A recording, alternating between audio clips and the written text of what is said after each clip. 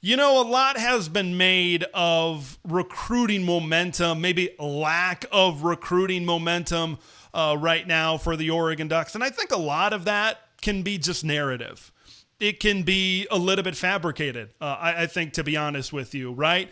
But there is a little bit of truth of, hey, this guy commits here, this guy commits there, and hey, then this player over here says, oh, maybe I want to play it there, or there I want to play with that school over there. Like, I still think that there's some truth to it, but I think from a macro perspective, Oregon just operates on their own timeline.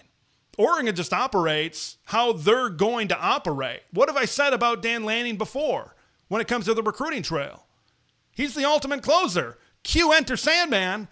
He comes in and he closes the deal when the deal needs to be closed. When you talk about making headlines in mid-March, making headlines in late March and early April, even making headlines on Easter weekend, even making headlines after the spring game, in all reality, it doesn't matter until December. And if Dan makes headlines in late April, if he makes headlines in early May, if he makes headlines in June, if he makes headlines in July, fine, so be it. But it's all about the path to get to December to bring as much elite talent onto the University of Oregon campus as possible. And when you talk about elite talent, hey, last year it was all about the defensive backs and that haul that they brought in. This year's haul, it might be all about the big boys up front on the offensive line because, hey, over these next couple of weeks, Oregon might be recruiting like big boys, so it all makes sense that it really centers around the Hogs up front on the offensive line. We talk about the last year's defensive back class and Naeem Offord and Brandon Finney and Dorian Brew and Trey McNutt. You had 4 guys that were top 80 overall recruits in the country. Like, that was really, really good from Chris Hampton, and it got him 24/7 Sports Recruiter of the Year. But what Alik Terry and this offensive line recruiting staff is doing right now, they're taking what happened last year in the secondary, and they are rising it to another level right now. This offensive line class, specifically the offensive tackle position, might be the strongest position in this 2026 recruiting class. So striking while that iron is hot, I think, is extremely important for this Oregon recruiting staff right now. Jackson Cantwell, Emmanuel Iheanacho, Cody Green, and hey, let's throw in Tommy Tofi in there and let's call it the A-team. Now, I think it's worth noting right off the bat, Oregon will not sign all of these guys. Oregon will not sign 3 elite offensive tackles right now. But I think it's worth noting just where they currently sit with all 3 of these offensive tackles. Jackson Cantwell, boy, was an interesting saga over this last week, right? He said, hey, I've got all of the information I need. I'm not sure what taking another official visit would really bring for my recruitment. And then, la-di-da, he schedules a official visit for the spring game specifically. Emmanuel Iheanacho was recently on campus. Like, you look at both of those 2 guys, I think Oregon is the top 2. Circling back to Jackson Cantwell, it sounds like Miami is throwing out a pretty big money offer right now. And that's what Miami does. They got a lot of money. Of course, you got Mario, who's a really good recruiter, especially his track record on the offensive line. And he was a former offensive line. Like, that's strong with what they have at the Hurricanes over there. I think him visiting Oregon provides the Ducks an opportunity to come close to that offer. Now, how close does Oregon need to get? And rumor has it that it is a hefty amount of money right now for the hefty boy out of Missouri. But here's the thing about offensive tackles and why this specific recruiting class is so important. I know Oregon went into the portal. They got a guy like Isaiah World, who everybody speaks the world of certainly right now. But offensive line, offensive tackle is one of those positions where it's tough to find an elite player in the transfer portal. You got to be able to throw. There's a reason why offensive tackles, defensive tackles, and some of these very important positions garner the amount of money that they do on the high school recruiting trail. Because if you want an elite player, you got to spend it now. So I'm very curious to see how much money Oregon is going to possibly put on the table during the spring game visit for Jackson to see if they come close to that Miami offer right now. And that Jackson Cantwell visit, I think, is really going to create a domino effect of many sorts kind of coming on down the line. Emmanuel Iheanacho was recently on campus. Now, he recently declared Oregon his leader. Now, let's make sure we take this with a grain of salt.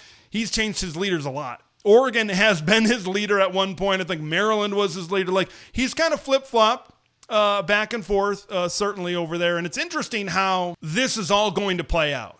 Because if Oregon does get a commitment from Jackson Cantwell, okay, and whatever that financial offer would be at that point in time, you would have commitments from Jackson Cantwell and Cody Green. We know there's been some other schools right now that are trying to flip Cody Green at this moment in time.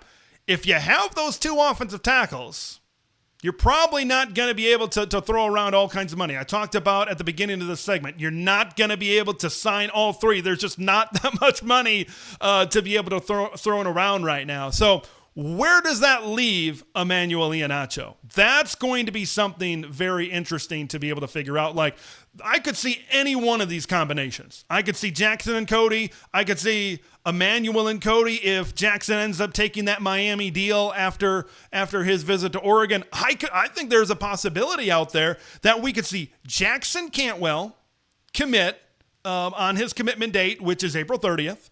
I think we could see Emmanuel Iheanacho. It sounds like maybe late June, early July, something like that for a commitment date for Emmanuel right now. I could see them committing, and then maybe a little bit later on, maybe Cody Green ends up flipping over to USC. So there's all sorts of combinations. I feel very strong. I know On3 puts out like percentages. I feel like at least 80. At least 80 that Oregon is going to land two of these elite level offensive tackles, certainly within this class. One other thing to really think about as it pertains to Oregon's recruitment for these offensive tackles right now is another pending commitment date, Cinco de Mayo, May 5th, Jared Curtis.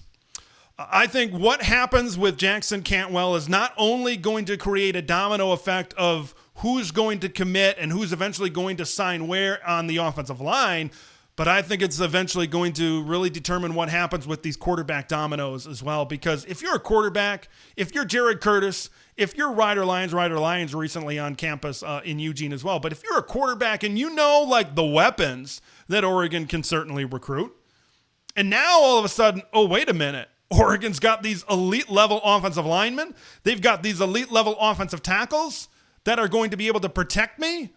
Oh, now all of a sudden that makes Oregon from a quarterback destination perspective, especially with the timeline that Jared or Ryder would be playing at Oregon, all of a sudden I think that makes it even more attractive than it already was. Like we've talked about the Jared Curtis recruitment, what Oregon has done from a production standpoint on offense versus Georgia, like that's already on the table. That's already very visible.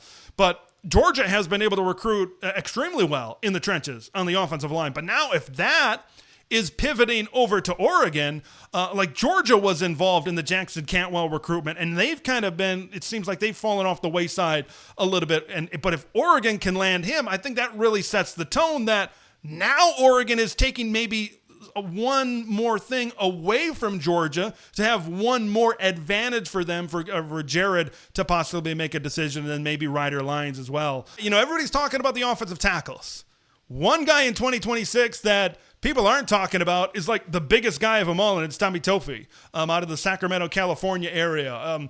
Oregon seems to be the favorite right now in that recruitment. How about 6'7", 350 pounds? Like you signed two of these offensive tackles, you signed Tommy Tofi, and then you look to last year, you signed four players, offensive linemen I'm talking about, in the top 175 overall in the country, like Zaire Addison over there at offensive tackle. A lot of good things have been said about Douglas Utu in there at offensive guard. So you take those guys, those four, you combine them with these potentially three this year, that's 7 blue chip offensive linemen.